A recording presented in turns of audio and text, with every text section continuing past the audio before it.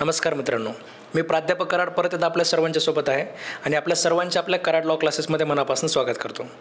तर मित्रांनो, ज्या विद्यार्थ्यांनी आपल्या संघर्षातनं यश मिळवलेलं असतं अशा विद्यार्थ्यांचे इंटरव्ह्यू आपल्या क्लासेसमध्ये आपण कंडक्ट करत असतो, जेणेकरून त्यांच्याकडनं सुद्धा आपल्याला प्रेरणा मिळत असते. बऱ्याच वेळेस आयुष्यामध्ये आपण खूप सारे प्रयत्न करतो, पण आपल्याला तरीसुद्धा आपल्या हाताला अपयश लागतं. ह्या अपयशातसुद्धा आपण खचून गेलं नाही पाहिजे, तर त्याच्यावर मात करून आपण त्याच्यामध्ये कुठेतरी पुढे गेलं पाहिजे. म्हणजे ह्याच्यासाठी संघर्ष सगळ्या लोकांचासुद्धा आपल्याला जाणून घेणं आपल्यासाठी गरजेचं असतं. आज आपल्यासोबत सोनाली क्षीरसागर मॅडम आहेत. तर या मॅडमकडनं पण आपण त्यांचा संघर्ष जाणून घेणार आहोत. ह्या सरकारी वकील परीक्षेमध्ये आता त्यांनी यश मिळवलेलं आहे. आपल्या क्लासेसचे म्हणजे जवळपास महाराष्ट्रामध्ये जे 431 जागा भरल्या गेल्या होत्या, त्याच्यात आपल्या क्लासेसचे 412 विद्यार्थ्यांचं सिलेक्शन झालेलं आहे. ठीक आहे, मॅडमनीसुद्धा त्याच्यामध्ये यश मिळवलेलं आहे. आज आपण मॅडमकडनं जाणून घेणार आहोत की त्यांचा जो संघर्ष आहे, कशा पद्धतीने त्यांनी APPG एक्झामची तयारी केली, त्यांनी पूर्वपरीक्षेची तयारी समजा कशा पद्धतीने केली, मेन्सची तयारी कशा पद्धतीने केली, इंटरव्ह्यूच्या तयारीमध्ये त्यांना कशा पद्धतीने आपल्या क्लासेसचा फायदा झाला. म्हणजे प्रत्येक गोष्ट आपण त्यांच्याकडनं जाणून घेणार आहोत, जेणेकरून आपल्यालासुद्धा त्यांच्या स्ट्रॅटेजीज लक्षात येतील. आपण काय काय करायला पाहिजे, परीक्षेची तयारी करत असताना संयमसुद्धा किती महत्त्वाचा आहे, हार्डवर्क किती महत्त्वाचं आहे, ह्या सगळ्या गोष्टी आज आपण आपल्या मॅडमकडनं जाणून घेणार आहोत. Yes ma'am. नमस्कार, मी सोनाली हनुमंतराव क्षीरसागर. मी सातारा जिल्ह्यातून आहे. माझी सनद 2015ची आहे. 2015मध्ये एनरोलमेंट केल्यानंतर मी खंडाळा येथील तालुका कोर्टात प्रॅक्टिसला सुरुवात केली. त्यानंतर सुरुवातीला मला जिल्हा कोर्टामध्ये थोडं काम करायची आणि वेगवेगळ्या प्रकारच्या केसेस पाहण्याची खूप इच्छा होती, पण माझ्या थोडंसं वैयक्तिक काही कारणामुळं मी सातारा या ठिकाणी जाऊन प्रॅक्टिस करू शकले नाही. तर मग मी तालुका प्लेसला सुरुवातीला प्रॅक्टिसला सुरुवात केली. ज्या सरांकडं काम केलं त्यांच्याकडं सिव्हिल मॅटर्स मोस्टली होते. मग हे चालू असताना प्रॅक्टिस करत करत एक 3 वर्ष झाल्यानंतर 2019 नंतर मला एक JMFC एक्झाम द्यावी असं वाटायला म्हणजे सुरुवात झाली. तर 2020मध्ये मी पहिला JMFCचा अटेम्प्ट दिला. त्यावेळेस मी काही क्लासेस वगैरे कुठे काही जॉईन केले नव्हते आणि फारसं एक पहिल्यांदा परीक्षा द्यायची, एक अनुभव म्हणून द्यायची की आपण त्यातमध्ये क्लिअर हो किंवा खूप यश आपल्याला मिळेल ह्या अपेक्षेने एक्झाम दिली नाही. थोडे दिवस अभ्यास करून एक रँडम फारशी काहीच माहिती नव्हते, जे अवेलेबल जे होतं त्याच्यामध्ये ते अभ्यास करून दिली. आणि विशेष म्हणजे 2020चा जो पेपर होता तो खूप टफ होता आणि त्याचा कट ऑफ 33 होता. खूप कमी कट ऑफ लागला होता आणि मला 27 मार्क मिळाले होते. मी त्यावेळेस स्वतःच फक्त थोडाच काही दिवसांसाठी अभ्यास केला होता, पण ती क्वेश्चन पेपर जी होती 2020ची, ती आधीचे क्वेश्चन पेपर्स आपण 2011पासूनचे जरी पाहिले आणि नंतरचे जरी पाहिले तरी सगळ्यात हार्डेस्ट क्वेश्चन पेपर होती ती. आणि त्यामध्ये क्वेश्चन समजायलाच खूप एक कालावधी जात होता की क्वेश्चनमध्ये त्याच्या आन्सरमध्ये परत पर्याय होते आणि पुन्हा त्यातून एक सिलेक्ट करायचा, असं थोडा टफ टास्क होता. तरी पण मला बऱ्यापैकी त्यामध्ये एक जवळपास गेल्याची, त्या परीक्षेच्या यशाच्या जवळ गेल्याची एक माझ्यामध्ये भावना तयार झाली आणि मी त्यानंतर ठरवलं की नेक्स्ट अटेम्प्ट पण आपण JMFCचा द्यायचा. त्यानंतर मग सेकंड टाईम पुन्हा मी JMFCचा एक प्रिलिमची एक्झाम दिली. त्यावेळेस मी बऱ्यापैकी स्वतःच सेल्फ स्टडी 1 महिना करून लायब्ररीमध्ये जाऊन स्वतः अभ्यास करून हे केलं. पण माझा प्रॉब्लेम असा व्हायचा की मी अटेम्प्ट क्वेश्चन जास्त करायचे आणि त्याच्यामध्ये निगेटिव्ह मार्किंग असल्यामुळे माझे जे बरोबर आहेत क्वेश्चन त्याच्यातून ते मार्कलेस व्हायचे आणि थोडंसं माझं 1-2 मार्कांसाठी प्रिलिमिनरी कटअप कमी यायचा. हे चालू असताना तिसरा अटेम्प्ट पण मी मार्च 2022मध्ये 1 मार्च 2022ला औरंगाबाद सेंटर होतं माझं त्यावेळेस, तिथं मी तो अटेम्प्ट दिला. त्यानंतर तो अटेम्प्ट दिल्यानंतरच एक महिनाभरात APPची ॲड आली. ती ॲड आल्यानंतर मे 2022मध्ये JMFCचा रिझल्ट आला. तर एक त्याचं खूप हायेस्ट हे होतं, त्याचं मेरिट होतं. मला 78.50 मार्क मिळाले होते आणि जो कट ऑफ होता तो 79.25 होता. तर मला 0.75 मार्क कमी मिळाले होते. त्यामुळं त्यावेळेस माझं प्रिलिमिनरीमध्ये क्वालिफाय मी झाले नाही. मला खूप त्यावेळेस मी क्लासेस वगैरे जॉईन करून प्रिपरेशन करून हे केलं होतं, एक्झाम दिली होती. मला खूप मी नाराज झाले, खूप डिसमोटिवेट झाले. मी म्हटलं आता इथून मी 1 महिना त्यानंतर APPची ॲड आल्याची माहिती झाली. मी फॉर्म भरणार होते. मी 1-2 महिने काही अभ्यास केला नाही. खूप म्हणजे मला फार वाईट वाटलं. त्यानंतर मग APPचा फॉर्म जानेवारी 2022मध्येच मी भरला होता. थोडे दिवस त्यानंतर मी 1-2 महिने काही अभ्यास वगैरे केला नाही. पुन्हा जूनमध्ये APPचा सिलेबस चेंज झाल्याचं थोडं नोटिफिकेशन आलं आणि त्यानंतर एक्झाम जवळ आली आहे असं एक वाटायला लागलं. मग 24 जून 2022मध्ये च्या दरम्यान ती नोटिफिकेशन आली होती APPच्या एक्झामच्या संदर्भातने. मग त्यानंतर मी क्लास जॉईन केले, ऑनलाईन लेक्चर्स पाहिले आणि माझं जे MFCचं सुरुवातीचं जे प्रिपरेशन होतं त्याच्यामध्ये काही हे नवीन जे सब्जेक्ट ॲड झाले होते, जे मायनर ॲक्ट्स वगैरे असतील, त्याचा मी पुन्हा स्वतः अभ्यास करून नोट्स स्वतः प्रिपेअर केल्या. मी लायब्ररी जॉईन केली. रोज लायब्ररीमध्ये जाऊन एक लहान ॲक्ट एक घेऊन त्याचे वाचून स्वतः नोट्स तयार केल्या. प्लस ऑनलाईन हे सरांचे रेकॉर्डेड बॅचचे लेक्चर्स ऐकले आणि त्यानंतर मग 11 सप्टेंबर 2022ची एक्झाम दिली. तर थोडंसं माझा रायटिंगचा स्पीड कमी होता. तर फर्स्ट पेपरला मी खूप म्हणजे थोडंसं गोंधळल्यागत मला झालं. पण मी माझ्या सरांनी जे सांगितलं होतं डूज अँड डोंटमध्ये, की काही झालं तरी पेपर कंप्लीट करायचा. तुम्ही बऱ्यापैकी तुमचे चान्सेस आहेत की जर तुम्ही पेपर कंप्लीट केला तर तुम्ही एक्झाम पास होणार. तर मी अगदी वेळेकडे पाहिजे, किती मिनटं राहिल्यात क्वेश्चनला, एका क्वेश्चनला किती वेळ मी घेतला आणि त्या वेळेच्या ह्यानुसार माझं रायटिंगचा स्पीड वाढवून अक्षरशः माझ्या बोटाला अशी ते हे झालं, असं थोडंसं सूज आल्यासारखे झाले. पण मी तो पेपर शेवटपर्यंत कंप्लीट केला. जे शेवट जजमेंट हे होतं, रिव्हिजन होते, अपील आणि रिव्हिजन मेमो जो लिहायचा असतो ते मी लास्टला ठेवलं. शेवटची 20 मिनटं त्याच्यासाठी दिले होते. तो एकदम फास्टमध्ये तो पण मी पेपर पहिला तो कंप्लीट केला. मग त्यानंतर ब्रेकमध्ये जरा जेवण वगैरे केल्यानंतर थोडं रिलॅक्स झाले. तरी मला सेकंड पेपरचं पण खूप टेन्शन होतं, कारण सगळे मायनर ॲक्ट्स जे होते ते बऱ्यापैकी सेकंड पेपरला होते आणि थोडं सगळ्याच एका वेळेस जास्त मायनर ॲक्ट असल्यामुळे कधीतरी असं विचार यायचे की इकडच्या सब्जेक्टचे काही सेक्शन्स किंवा अभ्यास इकडे थोडासा हे होतंय की काय, आठवतोय की काय, थोडंसं म्हणजे थोडंसं मला टेन्शन होतं सेकंड पेपरचं. पण सेकंड पेपर पण अगदी व्यवस्थित मी पहिल्या पेपरपेक्षा सेकंड पेपर अगदी स्वच्छ लिहिला. पहिला पेपर खूप गडबडीत लिहिला, पण सेकंड पेपर व्यवस्थित लिहिला. थोडं कमी रायटिंग केलं. पहिल्या पेपरच्या तुलनेत दुसरा पेपर कमी लिहिला, पण व्यवस्थित लिहिला, स्वच्छ अक्षरात आणि थोडंसं प्रेझेंटेशन जे आपण म्हणतो ते व्यवस्थित लिहिलं.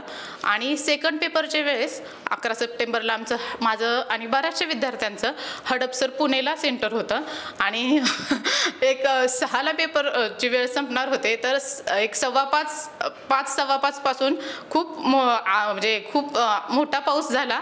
आभाळ असं भरून आलं, सगळं रूममध्ये थोडंसं अंधारून आल्यासारखं झालं. पेपर लिहिताना बऱ्याचशा विद्यार्थ्यांना दिसत नव्हतं.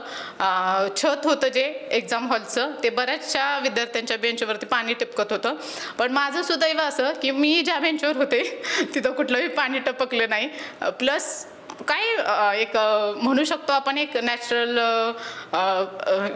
काय म्हणतो नॅचरल पॉवर आहे किंवा सुपर नॅचरल पॉवर आपल्याला कधीतरी एक प्रोटेक्ट करते किंवा सपोर्ट करते.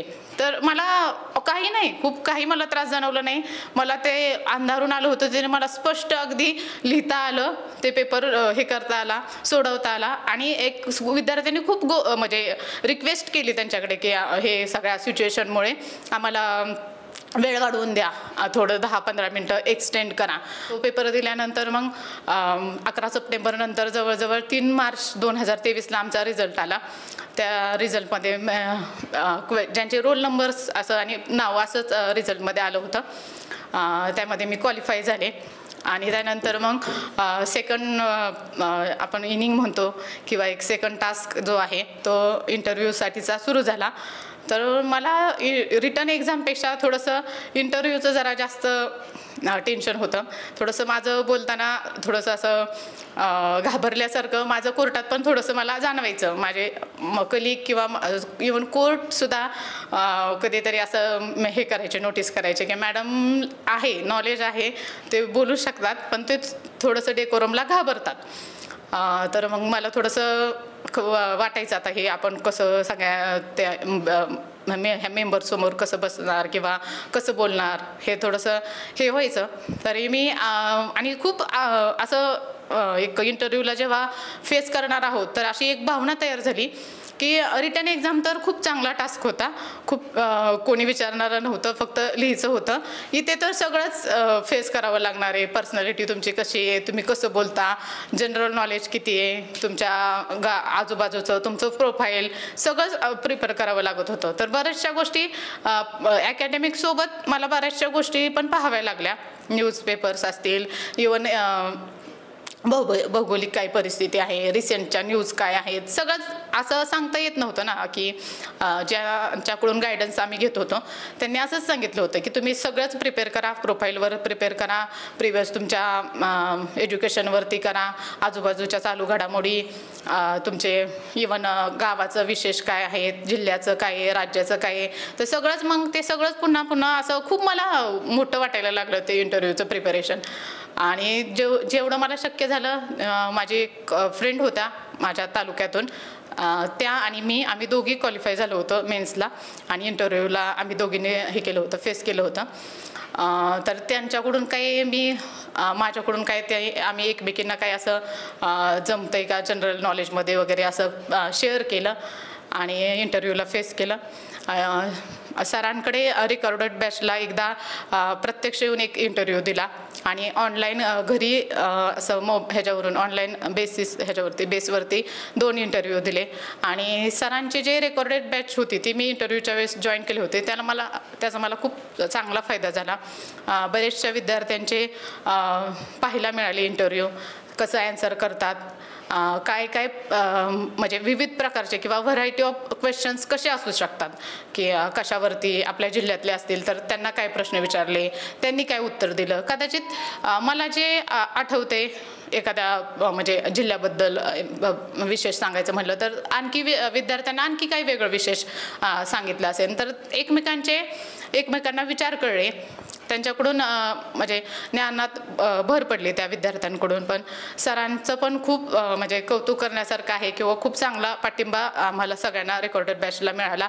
सरांनी इव्हन लास्ट जेव्हा इंटरव्ह्यू डेट जवळ येत होत्या तेव्हा त्यांनी जवळजवळ 1-2 वाजेपर्यंत असे बॅचेस ऑनलाईन कंडक्ट करून सगळ्या विद्यार्थ्यांचे इंटरव्ह्यूज घेतले. त्यांना जेवढं मोटिवेट करता येईल तेवढं केलं. आणि हे सगळं झाल्यानंतर इंटरव्ह्यू दिल्यानंतर 21 जुलै 2023 आमची एक मेरिट लिस्ट आले. त्या मेरिट लिस्टमध्ये मी बऱ्यापैकी 531 जागा होत्या, 547 जागा होत्या, त्यामध्ये एक 300-350च्या रेंजमध्ये माझं मेरिटमध्ये आले. तर मला एक खात्री होती की आपलं फायनल ह्याच्यामध्ये रिकमेंडेड लिस्टमध्ये नाव येईल. तरी पण मी फारसं कुठल्या गोष्टीचा खूप हे केला नाही, गाजावाजा केला नाही किंवा काय खूप सांगितलं नाही कोणाला की आहे. ज्यांना माहिती आहे त्यांना ठीक आहे, पण बाकीच्यांना खूप म्हणाले नाही की मी आहे मेरिट लिस्टमध्ये. मग फायनली जेव्हा 10 ऑगस्टला जेव्हा रिकमेंडेड लिस्टमध्ये मला थोडं रिझर्वेशनचं थोडं समजायचं नाही की हे रिझर्वेशनचं कसं हे करतात, म्हणजे कसं गणलं जातं किंवा कुठल्या कॅटेगरीत कोण पकडलं जातं किंवा हाय मेरिटवाले तो कुठं ओपनमध्ये जातात. त्यामुळे मग थोडं साशंक होते. पण जेव्हा 10 ऑगस्टला फायनल मेरिट लिस्ट आली त्याच्यामध्ये माझं OBC फिमेलमध्ये 23 नंबरला रिकमेंडेड म्हणून नाव आलं. त्यावेळी बऱ्यापैकी एक खूप मोठा आनंदाची गोष्ट होती. घरातल्यांसाठी सुद्धा एक चांगली गोष्ट होती. मी JMFCमध्ये प्रिपेअर करताना थोडंसं जेव्हा फेलियर यायचं तेव्हा मला जेवढं हे वाटायचं, वाईट वाटायचं, तेवढंच माझ्या वडिलांना भावंडांना पण वाटायचं की एक त्यांच्या प्रयत्नाला त्यांना यश मिळालं पाहिजे. आणि त्यानंतर पण थोडासा APP बॅचसाठी आमच्या थोडासा कठीण काळ होता. काही आमच्या रिझल्टच्या अगेन्स्ट रिट्स दाखल झाल्या. त्यामध्ये एका रिटमध्ये थोडं इंटरियम स्टे दिला गेला. ते थोडंसं आम्ही 2-3 महिने थोडं प्रेशर खाली होतो.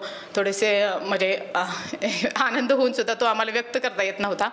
पण एक ऑक्टोबर महिन्यानंतर, ऑक्टोबर 2023 नंतर एक हे आले, सूचना आली आणि त्याच्यानंतर थोडंसं डॉक्युमेंट व्हेरिफिकेशन, मेडिकल वगैरे प्रोसेस सुरू झाला. त्यानंतर आम्ही एक त्या वातावरणातून बाहेर येऊन एक पुढच्या मार्गाकडे आता मार्गस्थ होणार आहोत हे आम्हाला खात्री सुरू झाली. त्यानंतर आहेत मग APPचे कॅन्डिडेट्सने बऱ्यापैकी ग्रुप्स क्रिएट केले. त्याच्यामध्ये आत्तासुद्धा अभ्यास घेतला जातो. आम्ही एकमेकांचे विचार शेअर करतो. त्यातून सुद्धा अधूनमधून सरांना ज्यावेळेस ते रीट्सचं वगैरे थोडंसं कॉन्फ्लिक्ट होतं तेव्हा आम्ही विचारायचे. मी सुद्धा सरांना फोन करून विचारलं होतं की सर हे काय होईल रीटचं किंवा कसं हे होईल. तर सरांनी बऱ्यापैकी त्यांच्या पद्धतीने जे समजावून सांगायला जमलं ते सांगितलं. थोडंसं तरी ॲश्युरन्स जरी मिळाला तरी पण एक त्यावेळेस खूप मोठी गोष्ट आहे की आपण एक स्टेबल होतो किंवा हे राहतो. त्या रीटच्या ह्याच्यामुळे मी पुन्हा सप्टेंबर 2023मध्ये एक 9 सप्टेंबरला जी JMFC झाली ती दिली मी. पण थोडंसं म्हणजे प्रिपरेशन न करता दिली, पण दिली की समजा काय आपण फ्लोमध्ये आहोत तर राहायला हवं. पण झालं सगळं व्यवस्थित पुढे जाऊन आता सगळे प्रोसेसमध्ये व्यवस्थित पार पडलेले आहेत. आणि सरांचं आणि त्यांच्या क्लासेसचं मी आभार मानते. आज त्यांनी मला इथे बोलायची संधी दिली त्याबद्दल सुद्धा हे करते, धन्यवाद व्यक्त करते. आणि सगळ्या विद्यार्थ्यांना एक सांगू इच्छिते की आपण असं एक हे होतं, आपण प्रिपेअर करत असताना थोडं नाही सुरुवातीला अपयश जरी आलं किंवा हे झालं तरी आपण एक चालत राहिलं पाहिजे. आणि एक असं म्हणतात की आपण एक क्रिकेटचं उदाहरण घेतलं की तुम्ही एक बॅट्समन आहात तर तुम्ही पहिला बॉल, दुसरा बॉल, तिसरा बॉल जसं जसं तुमचं एक तुम्ही हे कराल, खेळाल किंवा एक बॉल नेक्स्ट जसं होईल तसं तुमचा एक्सपिरियन्स वाढत जाईल. तुम्ही त्या गोष्टीला जास्त चांगल्या प्रकारे करू शकता. तसंच आपलं पण आहे. आपलं जरी काही वेळा आपल्याला सुरुवातीला जरी अपयश आलं तरी ते आपण जो अभ्यास केलाय, आपण ज्यावेळेस तो वेळ दिलाय तो वाया नाही जात. तो मी माझं JMFCचं प्रिपरेशन जे आहे ते मला निश्चितच मला APPच्या एक्झामच्या वेळेस ते कामी आलं. मला बऱ्यापैकी थोडंसं मदत झाली ते माझ्या पूर्वीच्या अभ्यासांची. थोडं लक्षात राहिला पण रिवाईज झालं. आपलं कुठला पण अभ्यास जो आहे, दिलेला वेळ जो आहे तो वाया जात नाही. आणि इवन एखाद्याचं जरी सिलेक्शन जरी एखाद्याचं नाही झालं तरी पण जनरल प्रॅक्टिसमध्ये जरी आपण अभ्यास केलेला जो आहे तो आपल्याला हेच करतो, मदतच करतो. काही जे आपण त्या निमित्ताने काही वाचलं जातं. जनरल प्रॅक्टिसमध्ये आपल्याला जे युज्युअल प्रॅक्टिसमध्ये जे सेक्शन्स आपण हे करत नाही, वापरत नाही किंवा हे होत नाही ते आपण फक्त क्लिअरिकल सारखं आपण जे काम करत असतो की हे बाबा हे फक्त नुसतं असं हे देतो, ॲडजमेंट दिली जाते किंवा हे केलं जातं असं फक्त आपण एक पूर्वीपासून अर्ज लिहून आणायचा द्यायचं असं फक्त आपल्याला माहिती असतं. पण तेच आपण जेव्हा अभ्यास करतो तेव्हा आपल्याला विथ सेक्शन, ह्या सेक्शनमध्ये ह्याच्यानुसार तो अर्ज दिला जातो, त्याचे ग्राउंड्स कुठले आहेत हे आपल्याला एक आपल्या अभ्यासाला तो उजाळा मिळत असतो. तर माझी सगळ्यांना एक सांगणं असंच आहे की तुम्ही लॉच्या फील्डमध्ये वकिली केली किंवा कुठं अदर जरी हे पोस्ट म्हणजे गव्हर्नमेंटमध्ये सर्व्हिस केली किंवा लॉ ऑफिसर केलं, कुठे दुसऱ्या पण रिलेटेड पॅरलर जरी वर्क केलं तरी पण एक म्हणजे आपल्या हे फील्ड आपल्या स्वतःसाठी एक अभिमानाची गोष्ट आहे. आपल्या नॉलेज आपल्याला हे जे आहे ते ही सगळ्या बाजूचं आहे किंवा हे परिपक्व किंवा आपल्याला एक माणूस म्हणून एक चांगल्या उंचीवर नेण्याचं काम ह्या फील्डद्वारे केलं जातं. तर तुम्ही कुठेही जरी असाल, वकील असा, गव्हर्नमेंट सर्वंट असा, मॅजिस्ट्रेट असा किंवा आणखी पुढे जाऊन फॅमिली जज असा, कुठे जरी असला तरी त्यात आपण ज्या पोझिशनला आहोत त्या पोझिशनला आपण न्याय देण्याचं काम केलं पाहिजे. जे आपलं वर्क आहे ते आपण प्रामाणिकपणे केलं पाहिजे.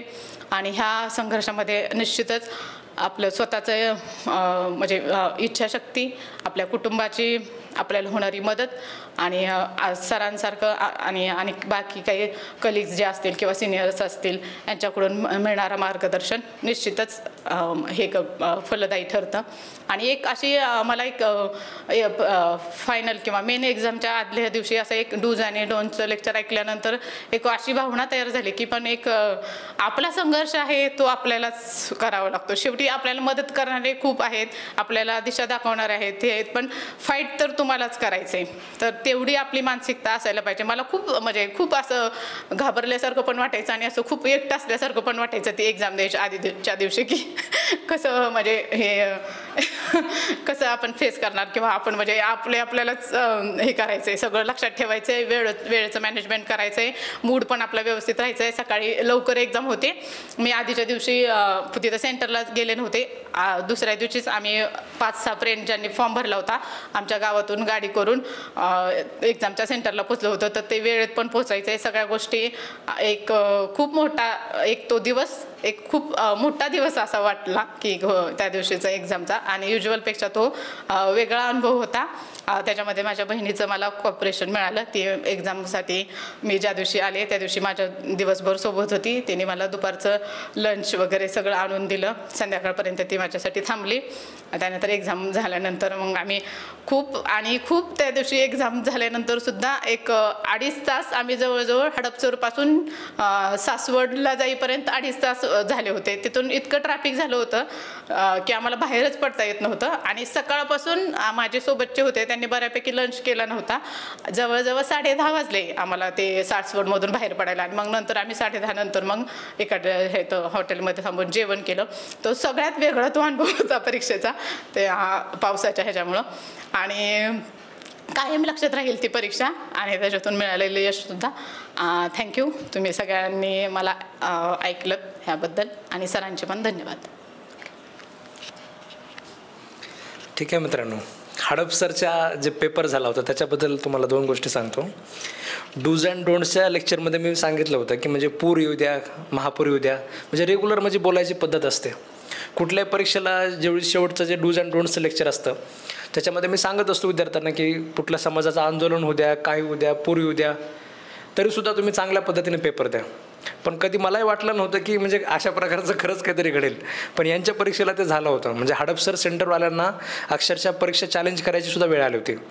चक्क म्हणजे पाणी सगळ्या हॉलमध्ये वगैरे सगळीकडे पाणी घुसलं होतं. त्या दिवशी एवढा पाऊस पडला होता की बऱ्याच लोकांच्या घराने पाणी घुसलं होतं. पण तशा परिस्थितीतसुद्धा जे विद्यार्थी जिद्दीनं लिहित राहिले त्यांचा रिझल्ट आपल्या सगळ्यांच्या समोर आहे. म्हणजे ज्यांनी तिथं तक्रार करत बसले की सर मला दिसत नाही आहे, मला हे होत नाही आहे, हे रूम बदलून द्या, ते करून द्या, असं करून द्या, ठीक आहे, जे वाद करत राहिले त्यांचं वाद करत राहिले. पण ज्यांनी जी परिस्थिती आपल्या समोर आहे त्या परिस्थितीचा म्हणजे कठीण त्या परिस्थितीसोबत लढले आणि त्यांनी करत राहिले, शेवटपर्यंत झगडत राहिले, शेवटच्या मिनिटापर्यंत झगडत राहिलेले 2 मार्क त्यांनी तिथेसुद्धा कव्हर केले. तर हे सगळ्यात जास्त महत्त्वाचं असतं. तुम्ही कुठल्याही परीक्षेची तयारी करत असाल, कुठलाही तुम्ही अभ्यास करत असाल तर त्या परिस्थितीला तुम्ही दोष देऊन काही फायदा नाही.